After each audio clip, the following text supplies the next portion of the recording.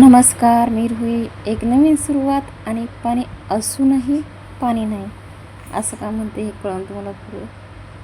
सकाळी उठले, बाकीचे सगळं झाडून झुडून आंघोळ पाहून सगळे कामं उरकल्यानंतर ना माझ्या पप्पांना कामाला जायचं होतं. पहिल्यांदा डब्याचं बनवून घेतला, मेथीची भाजी चपाती बनवून घेतली. म्हणजे जरा दाढ दुखते, शब्द थोडे इकडे तिकडे होऊ शकतात, त्यासाठी सॉरी. त्याच्यानंतर ना मग करून घेतल्या भाकरी घेतल्या होत्या आणि पाणीचा बाहेर चालू होतं. मग लक्षात आलं, पाण्याचा आवाज आला. मला माझ्या नाटाला आंघोळ बिंघोळ घातली आणि झोपवली. म्हणजे चला आता कपडे घेऊन बाऱ्यावर गेले.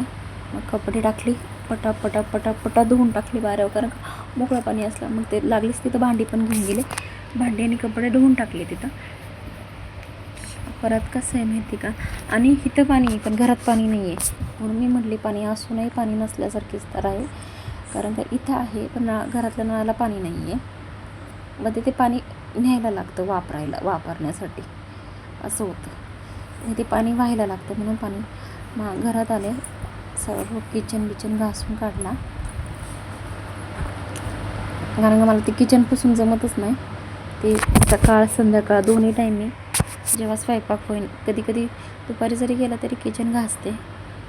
किचन घासल्याशिवाय नाही बरं वाटत. मग फरशी घेतली पुसून, कारण का मग मुलगी झोपली होती, म्हटलं फरशी सगळं केल्यानंतर भाकरी पुरत्या केल्या नव्हत्या. नंतर ना भाकरी करायला घेतल्या, भाकरी आणि मुलांसाठी खाऊ भाकरी घेतल्या करून. भाकरी कालवण सगळं झाल्यानंतर परत आहे ते उरकलं. मध्ये माझं दाढ दुखत होती म्हणून काही एवढं शूट नाही केलं मी. मधलं पावसाचं वातावरण झालं म्हटल्यानंतर लाईट जाईन म्हणून पहिल्यांदा वाटण काढलं आणि बाकीचं संध्याकाळच्या स्वयंपाकाला सुरुवात केली. म्हटलं आधीच पाण्याचं प्रॉब्लेम होता एवढं, ह्याच्यात पण पाणी नव्हतं. मग बाहेर खालच्या बाऱ्यावरून पाणी आणून ठेवलं घरात. म्हटलं पावसाचं जर पाणीच नाही आलं तर काय करायचं. मग पाणी बाऱ्यावरून आणलं. याचं चाललंय, हिचं चाललंय काहीतरी वेगळं, दोघांचं वेगवेगळं काही.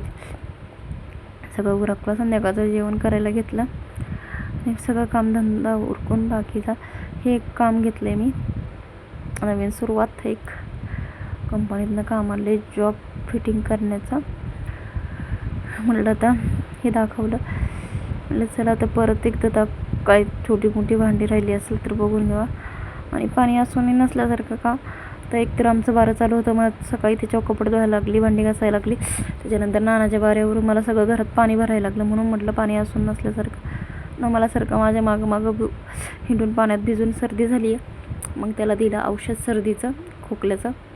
आणि हे माझं काम घेतलं आहे ते आजपासून, ते घेतलं, काढलं आणि कनेक्ट करायला घेतलं. हे असं तयार करायचं आहे.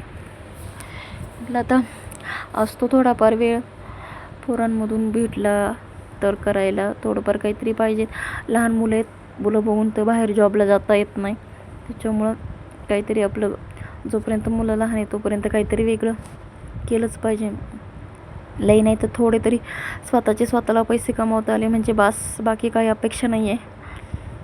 छोटे, कारण का प्रत्येकाच्यासाठी दुसऱ्यावर अवलंबून राहणं मला पटत नाही. पण आता काय करायचं, चालते ते चालून द्यायचं. म्हटलं स्वतःसाठी काहीतरी वेगळं, काहीतरी सुरुवात करावं म्हणून. आणि हे अशा पद्धतीने कनेक्ट करायचं आहे, हे दाखवलं ते. हे आता आजचा माझा दिवस कसा वाटला हे नक्की सांगा कमेंट करून. तुमच्या कमेंटची वाट पाहते. जरा माझी दाढ दुखते, मला बोलायला एवढं येत नाही, त्याच्यामुळं उच्चार थोडा स्पष्ट येत नसेल. ब्लॉग कसा वाटला नक्की सांगा कमेंट करून. आणि एक नवीन सुरुवात, असं वाटत होतं ना काहीतरी करावा म्हणून केलं आहे.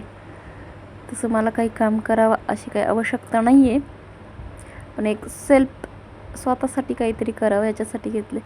म्हणून माझ्या पप्पांचं असं काही नाही का त्यांनी मी काम केलंच पाहिजे असं काही नाही आहे. ब्लॉग कसा वाटला हे नक्की सांगा कमेंट करून.